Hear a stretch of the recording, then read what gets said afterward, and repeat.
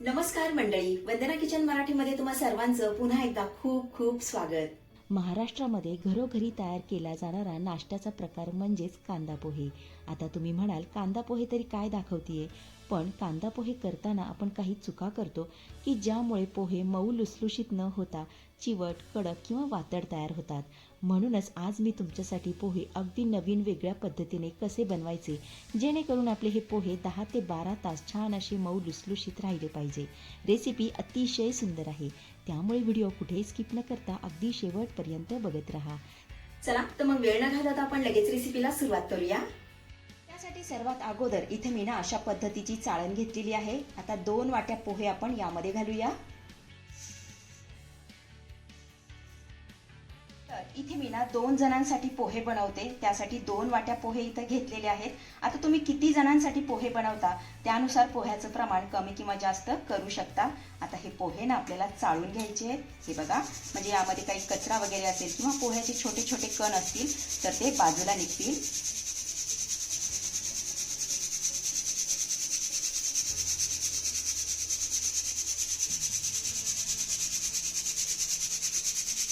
यामध्ये काही खराब पोहे असतील किंवा पोह्यांची साळी वगैरे राहिलेली असेल ना, तर ती आपल्याला काढून टाकायची आहे.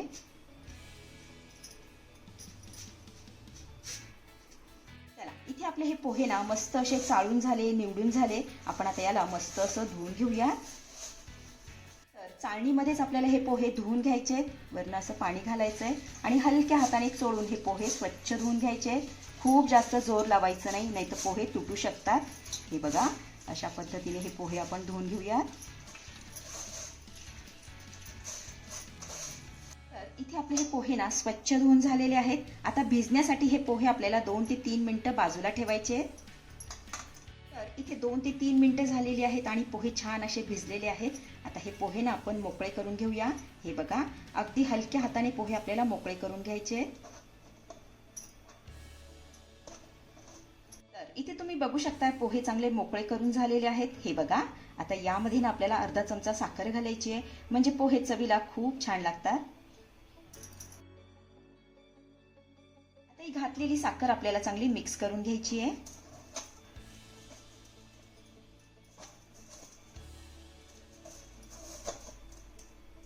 साखर आपली चांगली मिक्स करून झाली की हे पोहे आपण थोड्या वेळासाठी बाजूला ठेवूया आणि फोडणीची तयारी करूया. कढईमध्ये 1 ते 1.5 चमचा तेल घालूया.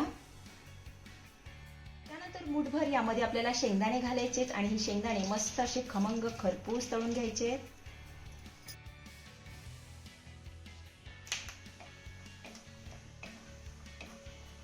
तर इथे बघा, आपले हे शेंगदाणे मस्त असे खमंग खरपूस तळून झालेले आहेत. आपण आता हे काढून घेऊया.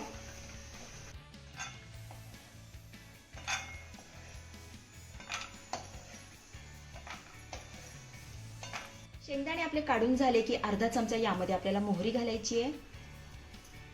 मोहरी आपली चांगली तडतडली की अर्धा चमचा जिरे घालूया. सोबतच घालायची कढीपत्त्याची पानं.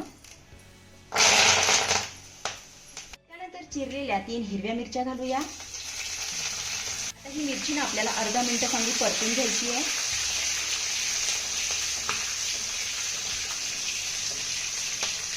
मिरची आपली चांगली परतून झालेली आहे. आता एक मोठा कांदा बारीक चिरून घेतलेला आहे, यामध्ये घालूया. आता हा कांदा आपल्याला हलका मऊसूद होईपर्यंत परतून घ्यायचा आहे.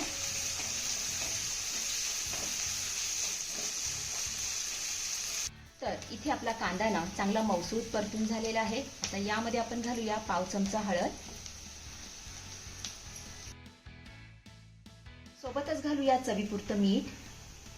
छान मिक्स करून घेऊयात.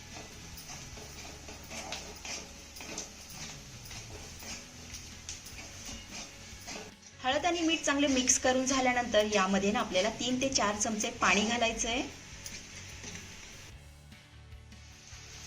असं केल्यामुळे काय होईल आपले हे पोहे 10 ते 12 तास छान असे मऊ लुसलुशीत राहतील. चिवट, वातड किंवा कडक होणार नाही. त्यामुळे आपल्याला फोडणीमध्ये अशा पद्धतीने पाणी घालायचं आहे. आता ह्या पाण्याला चांगली उकळी आली की भिजवलेले पोहे आपण यामध्ये घालूया.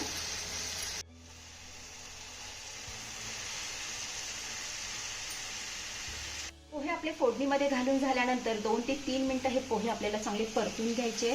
अगोदर पोहे चांगले मिक्स करून घेऊया.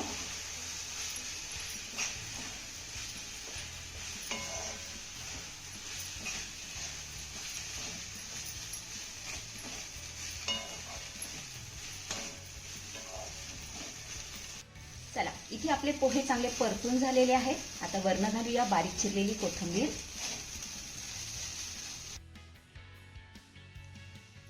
कोथिंबीर चांगली मिक्स करून घेऊया.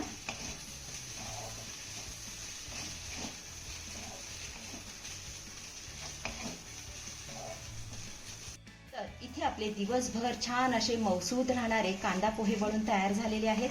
चवीला एकच नंबर लागतात. अतिशय साधी आणि सोपी रेसिपी आहे, नक्की करून बघा. आपण आता हे पोहे काढून घेऊया.